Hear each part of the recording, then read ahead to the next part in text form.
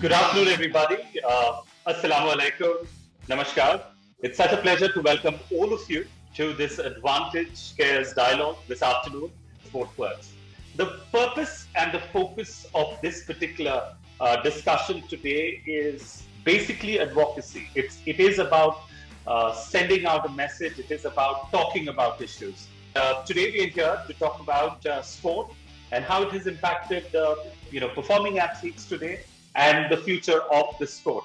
Our first panelist, ladies and gentlemen, is Janab Syed Sabah Kareem Saab, who's a former Indian international wicketkeeper, batsman. He's been a national selector. Our second panelist, ladies and gentlemen, is an amazing lady who originally from Varanasi, Uttar Pradesh, the former basketball captain of India, the women's national basketball team. Akanksha has, many applauds to her self in her wonderful, illustrious career that started in 2000. Our third panelist, ladies and gentlemen, the legendary Irfan Pathan, needs no introduction at all, has played over 129 one-day internationals and 29 odd tests in his illustrious career. And one thing that I personally remember, and I'm never going to forget, if there's one cricketing memory that I have, Karachi, Pakistan, first over hat-trick. The next, panelist, ladies and gentlemen, is unlike the others here. All the other four of our five panelists have lived and braved the sport right from their school and college days. But while she was an athlete in school and college, but she pursued a very regular, if I may use that word, career, going on to do her commerce from Mount Carmel College in Bangalore, and then her master's from Symbiosis in Pune. And amazing work there, Deepthi, that you do with Go Sports Foundation. Right. And completing the lineup, we've got the youngest, on our panel, a rising superstar from originally from Bihar, Patna, moving on to now making his debut with the Indian cricket team. Ishant Pranav Kumar Pandey Kishan, welcome to our panel.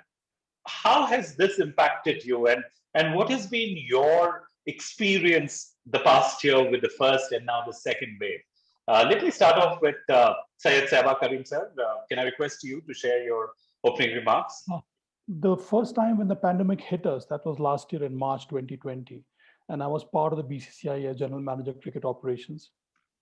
I'll get down to the basic in terms of a cricket administrator, the kind of challenges we faced. So the initial shock and the surprise were very difficult to digest. And everybody felt that although it has hit us, it may go away in a fortnight or in a month's time, and it will not spread like wildfire the way it did.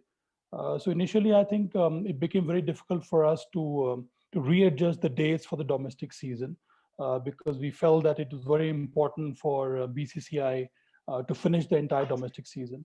But as the number of cases started to go up, we realized that there was no other alternative but to stop domestic cricket. We had 3 or 4 tournaments still to go. We had the women entire cricketing schedule to be completed. We could not do that. Second, I think Ishan, maybe you can correct me if I digress or if I go wrong. And I think there were 1 or 2 men's tournament also which had to be shelved because of this.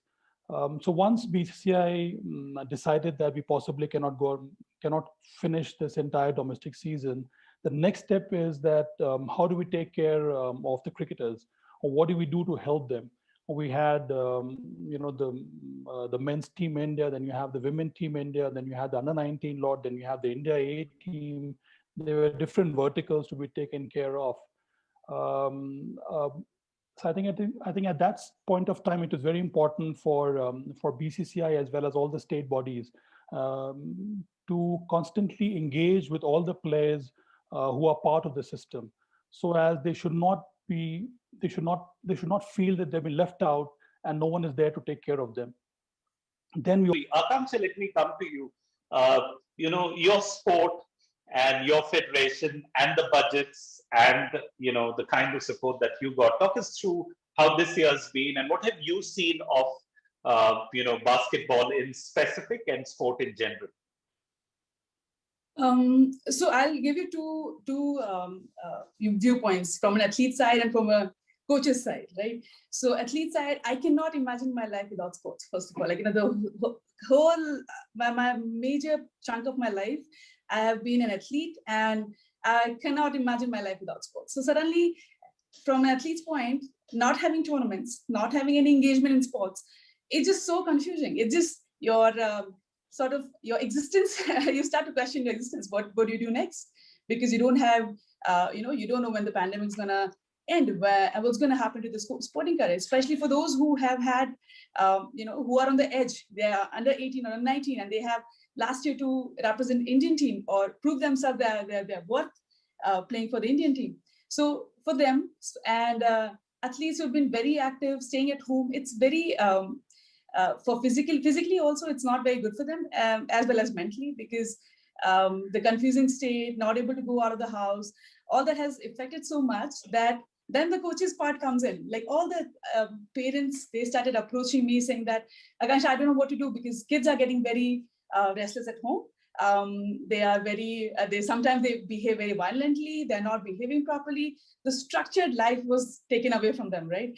So then I realized, like, there's so much missing, that, if we don't do something right now, it's going to be a problem for them to come back to the court as well. Like, we don't know if the pandemic is going to go on for like 3 months, 4 months, 6 months. And then eventually that's proved, like, it's such a, like, we're not sure, right, when the life is going to come back to normal. So I started online classes with the kids. This is very limited things you can do in basketball online, right? So we started physical fitness classes, we started skill classes, where like kids can participate, like, individually what you can do to improve yourself.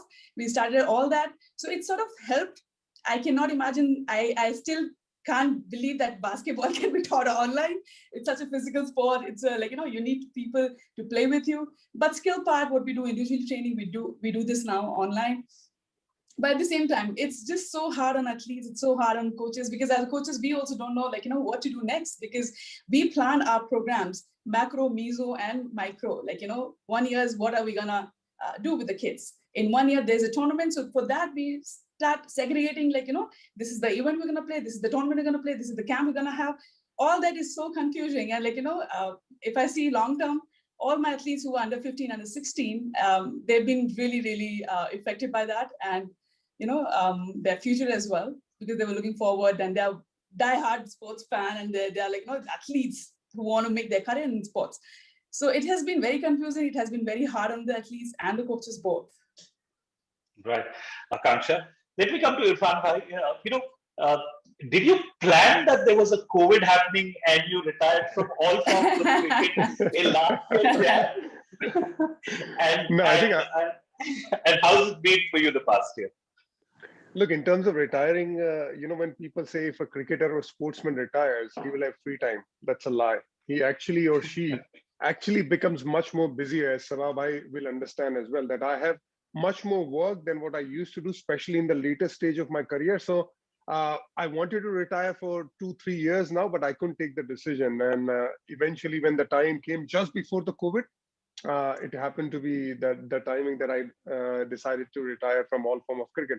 But look, when it comes to the pandemic, we all talk about, especially for the sportsmen or sportswomen, I understand that every human, evolves very, very nicely when the problem arrives. So what we started doing, as all the human, the smart people got together and started making a bubble to actually get the sports going. The only issue with the bio bubble, when the bio bubble happened in IPL, bio bubble happened, the commentary team as well. I remember when I came to this hotel last year, when the IPL was supposed to happen in the bubble, I had to have 2 weeks of quarantine. And then after 2 weeks of quarantine, I had to be there in the bubble without meeting my family, without meeting my friends, be there just working, coming back to the hotel. I was doing that for 2.5 months. And it takes the toll of everyone. So bio bubble started working for sportsmen in a way, but it had a big impact on mental side of the game as well, because there is a huge impact, especially this pandemic has given. I always believe that this pandemic is good for the guys who are privileged, good for the people who are privileged because they can spend time with their family. But for the people who are less privileged, they have to worry about day-to-day life to survive. It's very difficult for them, and it has been similar case with some of the guys, especially playing under 16, under 19, and under 23, especially those age group, because if they are losing that 1 year, which a lot of players have lost, they're losing out of the career, especially with the under 19 guys.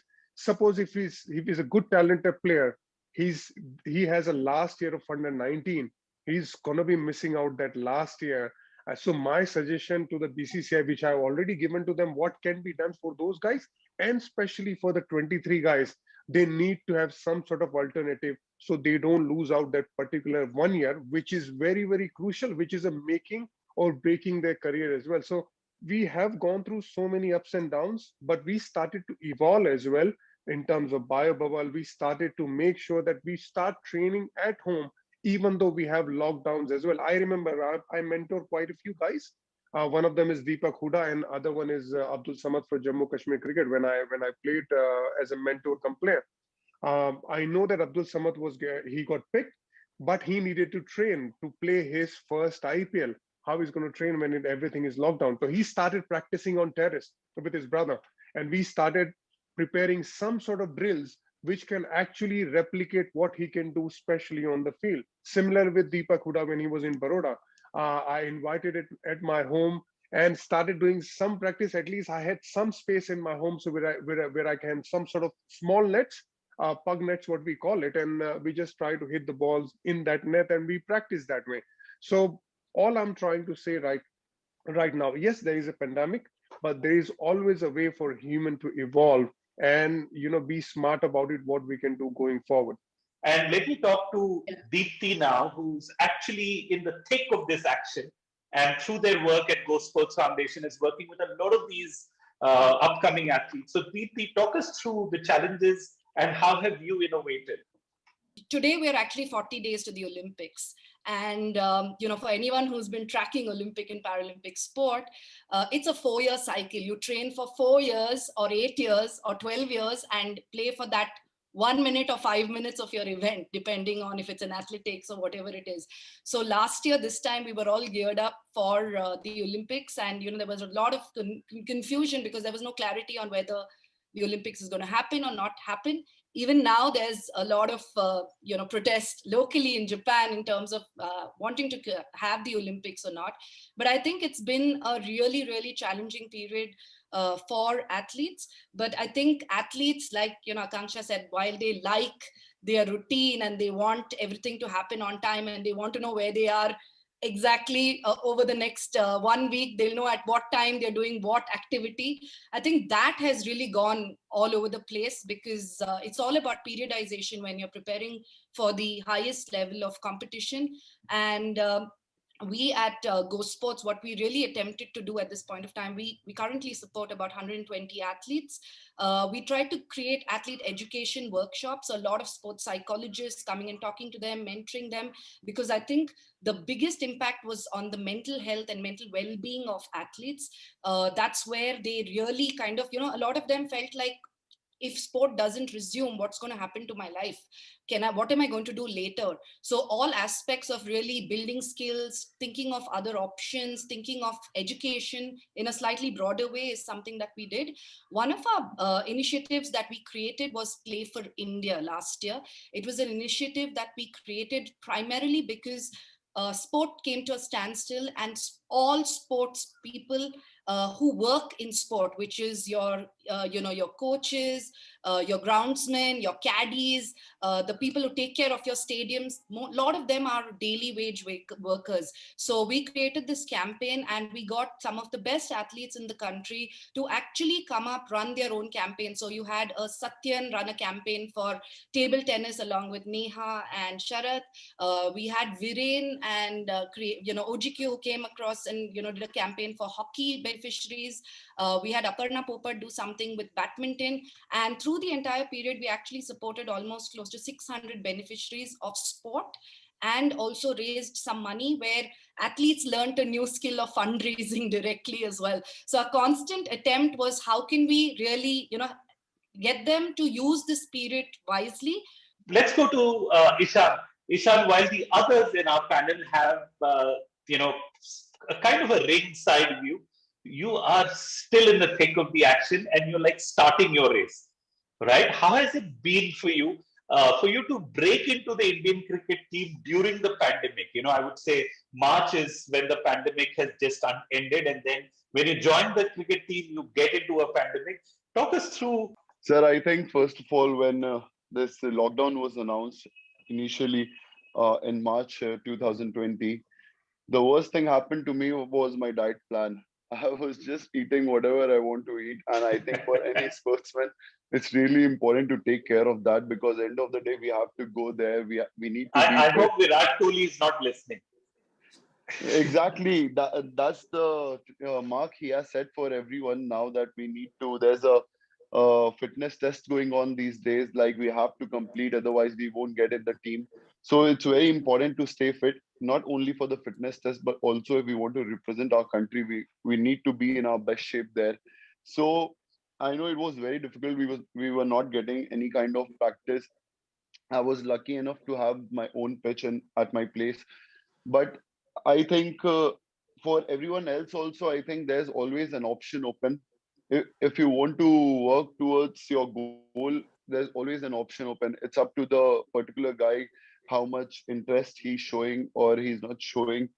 So I think, and like I said, diet plan is very must because I was the one after 1 month. I just contact when the dates came in of IPL.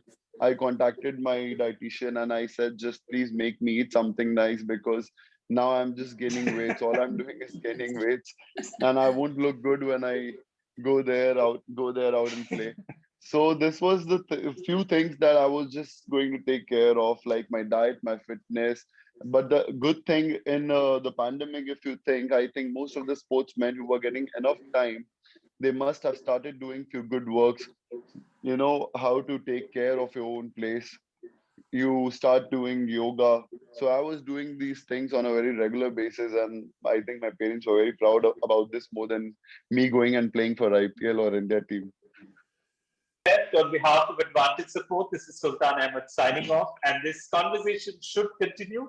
It's meant to be starting off involvement with sport, mental health, well-being, and physical health.